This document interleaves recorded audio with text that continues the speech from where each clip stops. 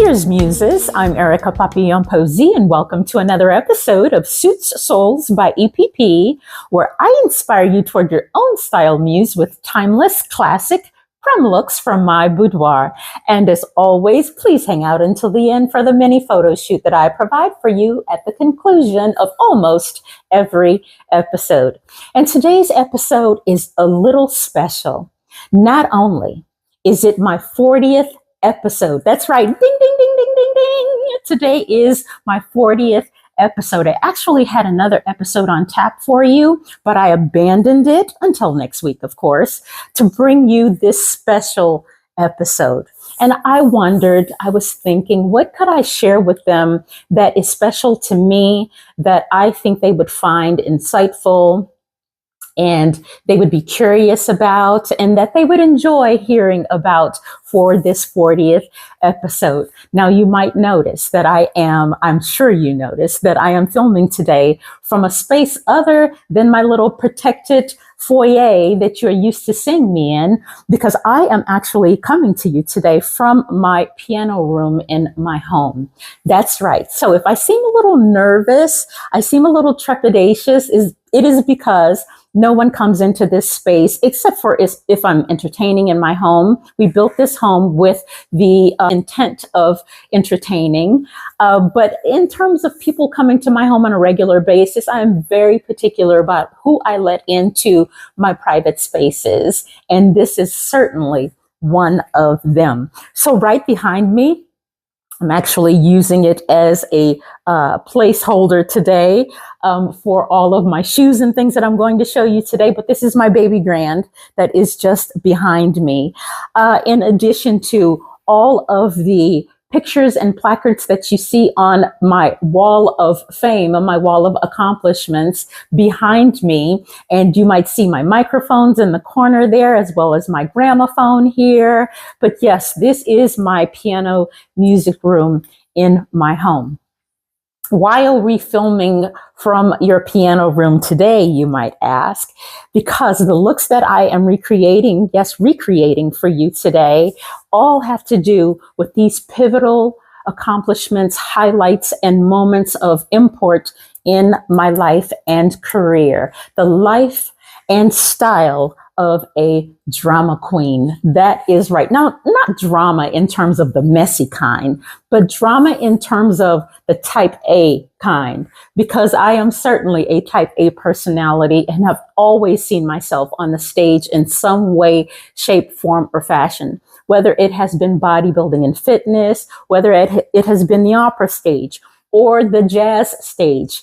I love the drama, the pomp and circumstance of it all, and it suits my personality beautifully.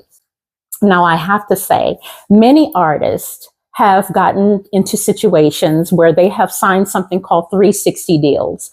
And 360 deals or contracts are usually contracts that typically sell the artist into chattel slavery, essentially. You sign away your image, your likeness, your name, in many instances, for decades at a time, your intellectual property, your original intellectual property, like original compositions and works that you've created, it's like a trade-off, just to get your name out there and get your profile out there.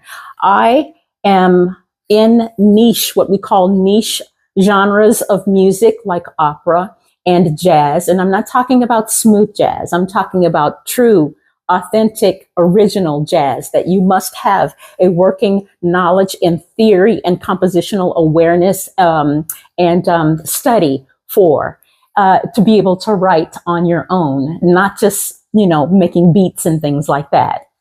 So I chose my own career path on purpose. I didn't care if I needed to be the starving artist. I didn't care what it was going to take for me to be able to look myself in the mirror every day and know that I did it the way that I wanted to do it. And that is what this wall behind me represents. I had my career the way I wanted my career. I did not feel like I needed to be in the limelight, especially because of the genres of music that I have partaken in. Yeah, I just didn't want to especially have my daughter or my grands Google me one day or look up my career or highlights one day and be embarrassed or ashamed to call me their own. I didn't want to compromise my integrity and my dignity just for $1. Now, as you know, my market was technically Europe, Western Europe. So I did not, I would say mostly for the most part, no one knows who I am here in the United States because I intentionally made my career abroad, as many Black artists did in the late 40s and 50s into the 60s, because we were not received well in the United States. So we fled the Americas to practice and create in the manner in which we wanted to, free from racism and racial strife of any sort here in the United States. So yes, I created my career the way I wanted it. I didn't care if I was popular. I'm not in a popular form of music, pop music. I'm not into, and I don't begrudge them that. That's just my choice. But not only did I create my music and my art and direct my talent in the manner in which I saw fit, but I also executively directed, produced, distributed all of my works, from my first album to my second album to my third, and so on. My first book, I independently published my own book. That's right, I'm working on my second as we speak, in addition to all of the graphics, the liner notes, everything that you would basically source your work out to as an artist, to have it created and packaged and sent out into the world to the masses, I did exclusively as an independent artist. And I'm so very proud of that. And I want to share some of that work with you today. Now, I'm going to be popping the covers of these albums and this book on the screen for you, because I know you can't get a good look at it from the distance here. But the covers of the albums and not all of them, but the important ones, the covers of the album and the book that I'm going to show you, we are recreating the looks from those items today, from those works today. And I'm nervous and excited. So bear with me. The first look that I am going to show you today, I think I'm going to work my way backwards. I was thinking about going from latest to most recent, but I think I'm going to start with my most recent work, and work my way backwards. So this dress that I have recreated, the look that I've recreated for you today, is this white A-line, beautiful satin bodice here. It's actually hanging on the utility straps here on the hanger, but it is a strapless dress. And this is the cover of my last record, my most recent record, Better Angels. It is white. It's an off-white. It's more of an eggshell color, but for a reason, because again, the album is called Better Angels. I named it so. You remember when Barack Obama came back onto the scene after his second presidency? He came back into the limelight. He took a break for a little while. And one of the speeches that he gave was one of the refrains within the speech. He talked about deferring to our better angels. Well, he actually got that from Abraham Lincoln's actual speeches from his presidency, talking about, deferring and calling out to our better angels, because he who shall not be named was just elected, and, we were reeling at the time. And I actually came up with the concept for my record, which let me know, I really do believe in intuition, which let me know that I was on the right path, because I heard him give that speech, and lo and behold, that is the name of my record. I had no idea that he was going to give this speech and use these words that, again, were from the Abraham Lincoln, but those are the words. That is the title of my last record, Better Angels. And I styled this look for the cover of that record. And the shoes that we went with is these Sam Edelmans, these metallic Sam Edelmans. I think you've seen these before. I just styled these in my light and linen video, but in gold, the patinaed gold, but these are the silver, and I love these. I literally scour the internet because they don't sell these Sam Edelman. This is like a discontinued. There is a different model, but I really like the cut of this particular model. This is my third pair of the metallic silver because I love them so much. Even if they're in fantastic shape and I can find them in resale, I purchase them. So yes, this is the shoe and the beautiful little satin handbag or clutch that I actually married with that look, full of this rhinestone detailing here. You see that? Now, this look is also important to me, not just because it is my most recent work from 2019. That was my last record. The reason that I also called it Better Angels, one of my most favorite composers of all time is Maurice Ravel. Ravel is a very celebrated and noted composer from the 20th century. He's a French composer from the 20th century. If you know anything about my career, I sing a lot of French. I sang a lot of French opera, particularly the opera Carmen. The signature role of Carmen was a signature role of mine. And Maurice Ravel wrote a orchestral work called the Bolero. The Bolero is in its entirety 13 minutes and change long, and it is a slow burn. But once you get to the grand gestures and cadence in the orchestral work, it just makes me feel alive, and it gives me goosebumps just to think about it. But one of the reasons I really love the works of Maurice Ravel is because he was influenced by African-American jazz composers of, yes, you named it, the 20th century. That is right. And you can hear jazz instrumentation and figures. Now, again, he's a French composer, right? But he was so influenced by African-American jazz composers of the period that you can hear it laced throughout all of his works. And his most prominent jazz figures are all throughout the Bolero. So when you get a moment, go check it out. Bolero, the Bolero by Maurice Ravel, Ravel. It is my all-time favorite orchestral work. I based the sentiment of my theme from my record is based on the Bolero.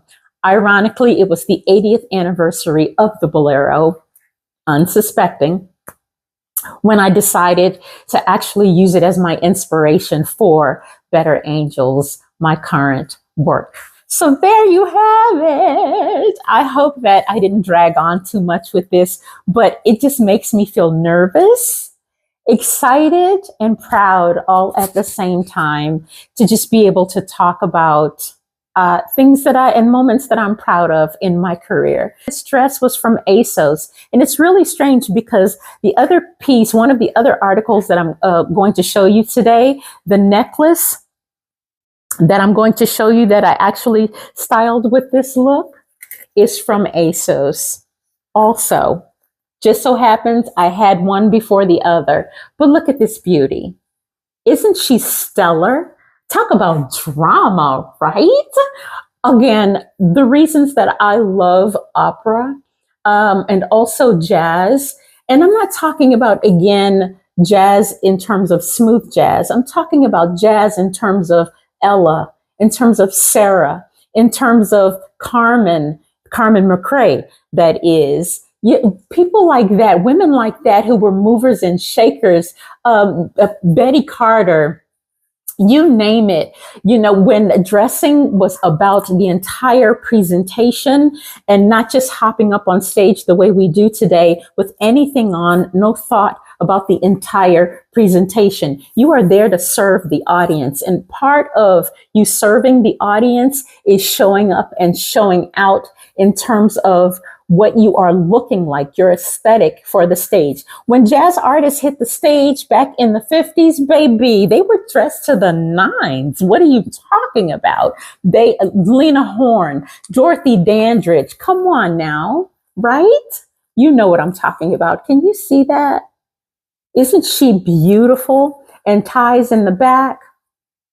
I have had her about, I would say, let's see, 2000. I think I've had her almost 20 years. Yes, almost 20 years. And these are just a few, this one is just a few of the incredible statement pieces that I have in my collection. Oh, it's just grand, right? This is the kind of drama that I'm talking about that we no longer see when we go to concerts and things like that. It's like those days are gone and I miss them. And it really does make me miss the stage, because this is what I showed up for, is to present to you something that you might not see normally on a regular basis. That's what you've come for, the spectacle. Yes, that is why you come to see artists. You go to see artists is for the spectacle. Not the kind of spectacle that we're talking about and you're thinking about of today, but I'm talking about the grandeur and the pomp and circumstance of it all. Yes, so that was the first look from my last record, Better Angels, from 2019. Make sure that you're commenting below to let me know what you think about these looks. Look number 2. Again, I'm so nervous. I don't know why I'm so nervous. This look, now look, I hope you can tell, I really hope you can tell by the videos how dramatic this beautiful wrap is. This is all yards and yards of satin. It actually ties in the waist here with this corseted belt here. It actually opens. I have worn this piece, I think, 4 times. The 3 that are most important to me is the cover of my first record. I styled this dramatic, yes, drama. We are bringing you the drama today. This dramatic skirt. It isn't really a skirt. Calling it a skirt is like doing it a disservice, because it is so much grander than that. It is something fit. It's regal. It's distinguished. It has this air about the way it's made. My daughter actually made this one for me. Yes, she did. And this piece is also important because not only is it on the cover of my very first record, The Standard Reimagined When Jazz. That is the name of the record. The Standard Reimagined When Jazz, ... Because I was yearning for the nostalgia of the jazz from the 50s, the original jazz of old, the Nancy Wilson jazz. You know what I'm talking about, yes? But isn't she stellar? Again, not only is this styled on the cover of my first record, but I also won my first major competition wearing this piece. Now, in the opera world, we have competitions, yes, auditions. You're constantly auditioning and going to competitions. It's not something that you do once and then that's it. Anytime that you are vying for a role, depending on where the opera house is, it doesn't matter. You got to show up and audition unless they call you out of the blue and they already know that you're tapped for that role. So you're constantly doing competitions because that's where the money is, also the bigger competitions, and then auditioning and things like that. Recitals, you're doing private recitals with maybe piano and voice. And then, of course, the opera for the stage, which is what you might consider a musical, right? But so much grander, no microphones. Opera singers do not use microphones. There is no amplification. The voice is the amplification. The training is completely different for opera singers as opposed to if you're singing hip hop or rap or just R&B or something like that, or even jazz. It's a different type of singing. But yes, I won my first major competition wearing that garment. Little backstory. Milton Cross was the announcer for the Metropolitan Opera, I think for like 50 years. I'll have to check the number to be specific. But V. Milton Cross was the official announcer for the Metropolitan Opera House in New York for years. He has a niece who was the mayor. I don't think she still is, but she was the mayor of a town in New Jersey. She created a competition. That's right. In honor of her uncle, Milton Cross. Yes. And I won that competition in New Jersey. And my daughter came with me and we had the best time. But I won the Rising Star Award that year. It was fantastic. It was amazing. I was so very proud of myself. And again, it was my first major competition win. Woo! Yes. And then when else? Let's see. I wore this again. The third time that I wore it was when I performed my first major recital for the Grace Bumbry. So when I went to study with her in Germany and in Salzburg in Austria, we had to give major performance recitals as a part of her institute, her summer institute. And I wore this gown, and I'm going to pop a picture up for you of all of these events so that you can see what I'm talking about. I have a photo with her. And, you know, again, I told you she passed last year. So again, this has brought up all kinds of feelings and sentiments for me. So please bear with me. But yes, at the conclusion of that recital that I wore this for, we took a picture together. And I was so happy because I felt like I was walking in my divine path and purpose. So remember I told you nostalgia. Yes. And it was all about, yes, this piece is just all about the drama, right? And I'm just so happy that because of the kind of lifestyle that I've had as an artist, I have had the opportunity to do a lot of what you call cosplay, you know, from the opera stage and wearing these just grand costumes and, you know, playing these characters that are larger than life, but that my personality fits into beautifully because, again, I'm a type A. Now, I have to show you the handbag and the shoes that I styled with that black, just really wrap skirt, that dramatic wrap skirt. Remember I told you about my Badgley Mishkas? Yes. We have these Badgley Mishkas. And don't you just love how all of the Badgley Mishkas that I have shown you from my collection has this beautiful metallic inlay under the footbed there? Just fantastic. But never mind the footbed. What about all of these stunning rhinestones that just adorn this shoe, right?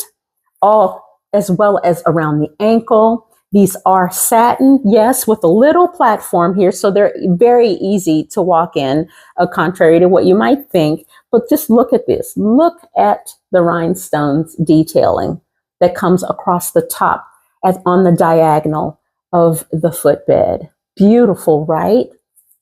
And again, I styled with, you remember seeing this harness satin clutch from Nina Shoes that I styled in my Mellow Yellow video with that double-breasted blazer. Just wonderful. Oh, the drama. Now, in addition to the shoes and the handbag, wait until you see, and it's really strange because I refer to this as a harness, right? But baby, let me show you this harness that I wore with that entire look. What? Shut up. Yes. And look, when I tell you the price point, it is so heavy. It is incredibly heavy. Look at the detailing. Look at all of this wonderful gunmetal rhinestone detailing in this piece. If this is not the piece de resistance, come on. What says grandeur, opulence, royalty, regalness than this harness, right? I purchased this harness from Asos, and guess what? It's still available. And guess what? The price point is excellent. And when you see how incredibly well made this is and substantial, again, when I tell you how heavy it is, you're just gonna you're probably gonna pee a little bit. I'm just saying you're probably gonna pee just a little bit. But of course I'm gonna link it for you, right? So you better hurry up and get one. Because baby, this is the only thing that I am showing you today that is available in stores right now. Oh my God. And when you see how much it costs, but this is just, this is one of the reasons that I wish I was still on the stage so that I had an opportunity to design, style, and wear this beauty. Come on, that's an understatement. Again, this is opulence. Opulence is the word of the day when referring to this harness from Asos. Again, it's a gunmetal with just all this intricate rhinestone detailing, right? Tell me what you think about it. What? I'm going to have to create an opportunity to be able to wear this for somebody, somewhere, somehow. Okay, now we are moving on. Now, look number 3. Look number 3 is a recreation of my first book cover. Now, this isn't the actual dress from the book cover, but it is the exact same dusty rose pink dress, pink color from the cover. This dress is by Naked Wardrobe. It is a maxi wrap dress. It is sheer. Yes, we did go sheer with you. Some of the opera characters, again, like Carmen from Carmen by Georges Bizet, the French composer, 1875. The character is quite risque, yes. I'll put some pictures up for you here of me on the stage performing this particular opera. I've performed it many, many times. But yes, in that sentiment, again, this is the cover of my first book, Musings from the Mind of a Mezzo, because I am a mezzo soprano. I am not a soprano. There is a difference in the voice type. Not only is there a difference between a mezzo soprano and a soprano, but there are voice type differences within the voice type of soprano and mezzo soprano. So I am what you would have called a dramatic mezzo soprano. Yes. And a dramatic mezzo soprano would have sung roles like Carmen, again, or Azucena from Strida la Vampa from Il Trovatore, which is a very famous Verdi opera. Verdi was the composer of the mezzo soprano. He coined and defined what it meant to be a dramatic mezzo through many of his works, like Aida. You might think of Aida as a musical, but Aida is actually an opera. Yes, it is also a role of mine as well. Again, a dramatic mezzo-soprano. But this dress, yes, is really indicative of a lot of the roles that I have played in my career. Just very sexy, demure. Yes, of course. So yes, I'm totally comfortable wearing something that's sheer. Remember, I told you, as long as your undergarments are tasteful and well done, that it's okay with showing, and I'm actually not showing anything. It's actually just sheer, right? Absolutely. But this is a beautiful dusty rose maxi, again, with these bishop sleeves. It does have elastic here. Again, it's not available anymore because I purchased it 12 years ago, again, by Naked Wardrobe. But isn't she stunning? She's just beautiful. Something that maybe like Dita Fonteese would wear, the burlesque dancer Dita Fonteese. But talk about drama, right? Just stellar. Beautiful, beautiful. I have a little story about this dress as well, but I really want to show you the jewels that I wore with this dress. Look at this beauty. This is a wrap necklace. So as you can tell from the video, it actually cups the side of the neck here and then snakes down the center of the décolletage. Isn't she beautiful? Isn't she stunning? I actually purchased her from Etsy about 12 years ago. Yeah, 12 years ago from Etsy. Beautiful. Again, a lot of intricate rhinestone detailing here. And it has this wire in the center here, that veining there, that allows you to be able to maneuver it however you so choose. You can wear it multiple ways. So it's not just fixed in this particular shape or form. You can actually negotiate it, rearrange it, fix it however you so choose around the neck. But this is how I chose to wear it for this look. Again, right? The drama. I love a good article that allows me to display some good, clean drama. And the shoes that I went with for this look, these Betsy Johnson. Look at this. How beautiful does this marry with this dress, this dusty rose? Isn't just beautiful, right? Stellar. I love some glitz and glam. Again, I have an affinity for all of the time periods that hearken to elegance and sophistication and elevation. We use those words very frequently in this period, but back then, those words belong to that period of past in terms of sophistication and elegance and grandeur and pomp and circumstance. That is the time period that I hearken to or I think of when, I want some drama and some flair and some nostalgia in the way that I dress. Again, these are Betsy Johnson with all of this rhinestone detailing around the toe box of the shoe, and then this little dainty ribbon that ties it. It is a raw satin, as well as a mesh detailing on the side there. I love these so much. This is, again, the dusty rose color with the rhinestone, this pink rhinestone detailing, but I also have these in gray as well. Same exact shoe, but in gray. So I told you that I have a little story about that dress. But I wore this dress, let's see, at the debut, at the album release of my first record. I played with a father and son who ironically are from the same town in Louisiana that I am from. I had never met this father and son until I had been gone from Louisiana. I left Louisiana when I was 17 years old for university, for Denver actually, and then went to university from there and then went back. But I had been gone for some time. My 10th grade biology teacher, Ronald Blanchard, I hope Mr. Blanchard is still around. I need to call and check on him.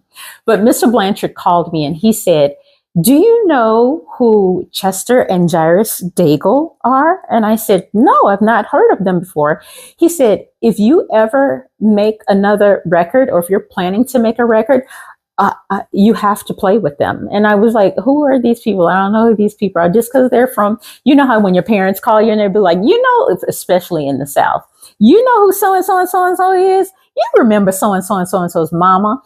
Mama, I don't know those people. I don't know. I don't remember. Mama, I've been gone from home 30 years at this point. Anywho, not quite 30 at that point. But anywho, you understand my sentiment.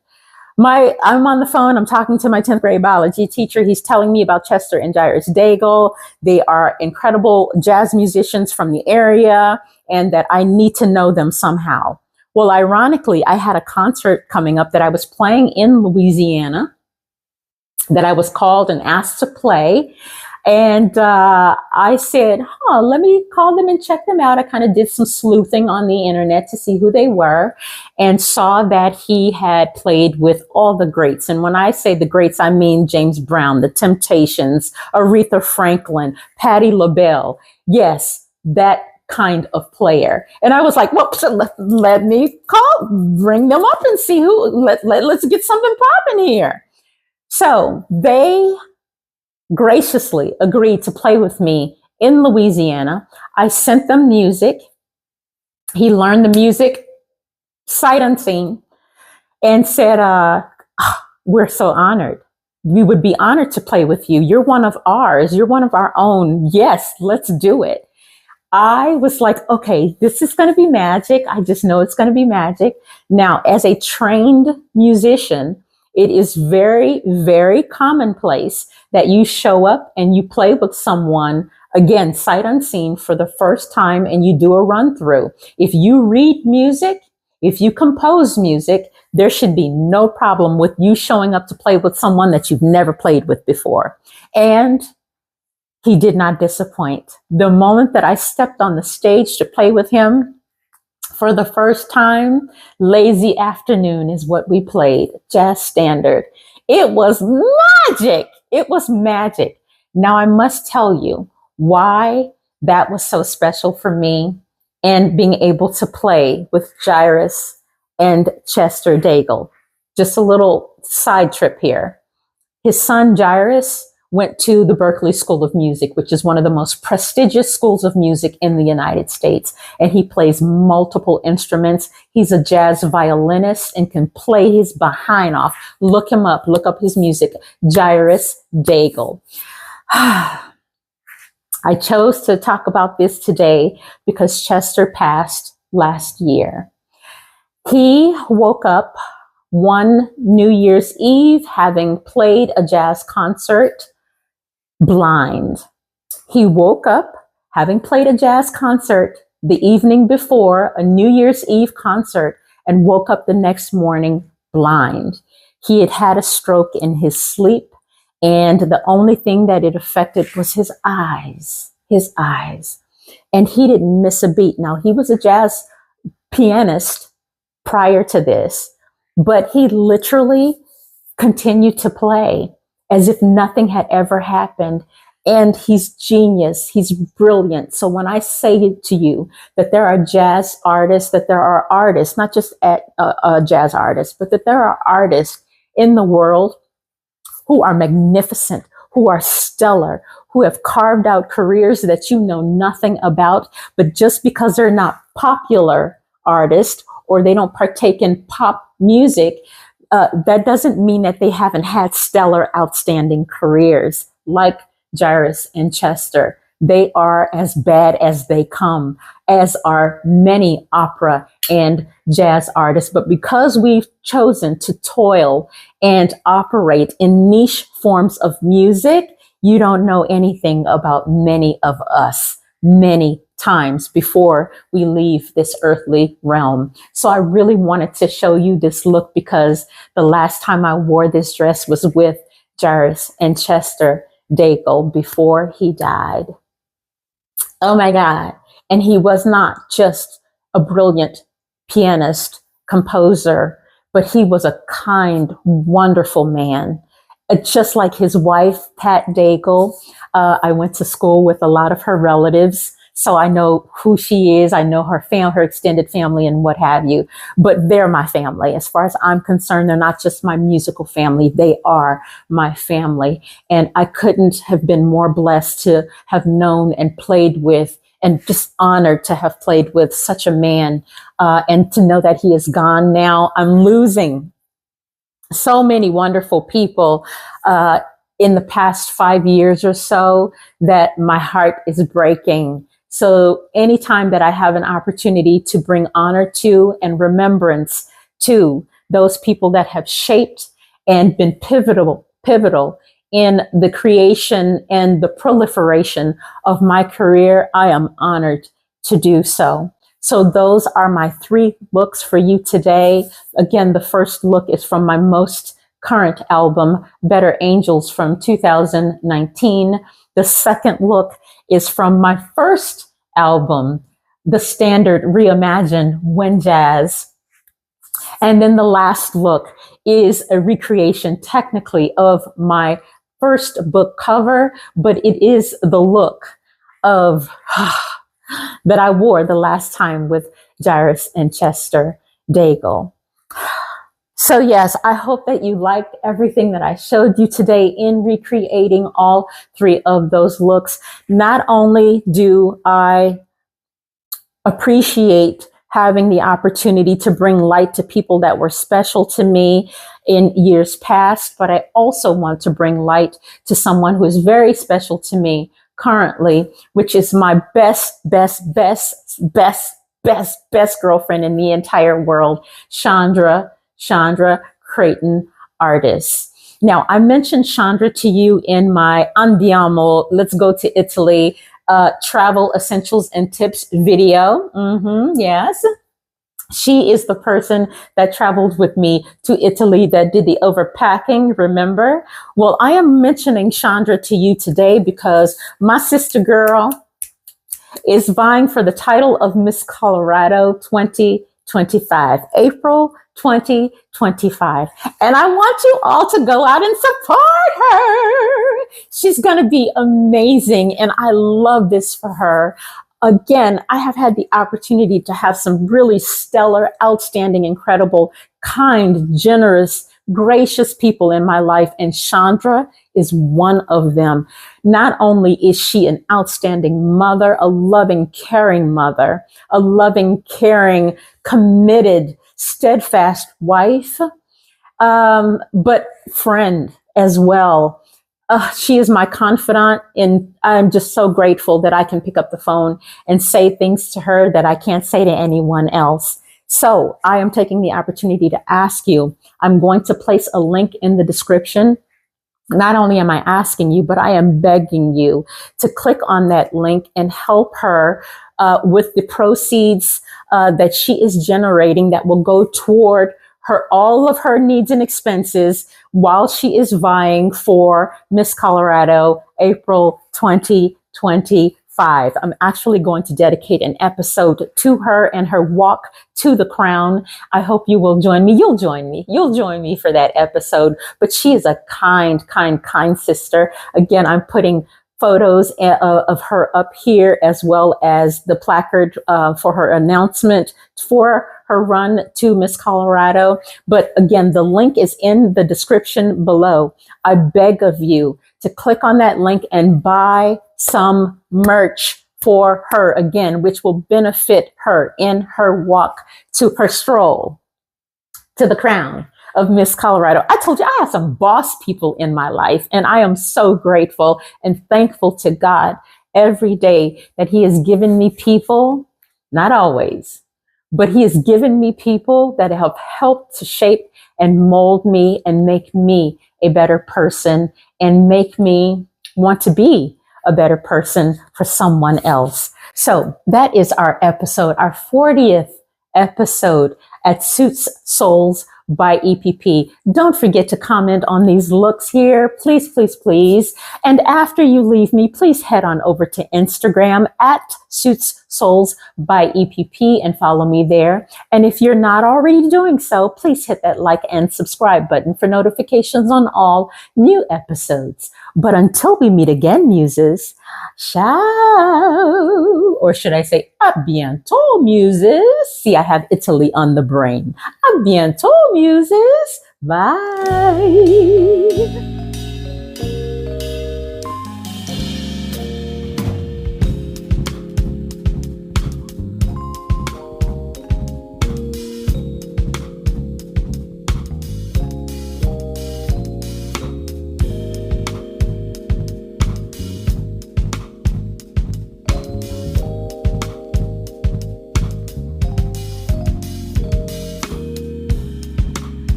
Double leather labels us quick. Rich mocha hue, melanin tint. Woman is born third citizen.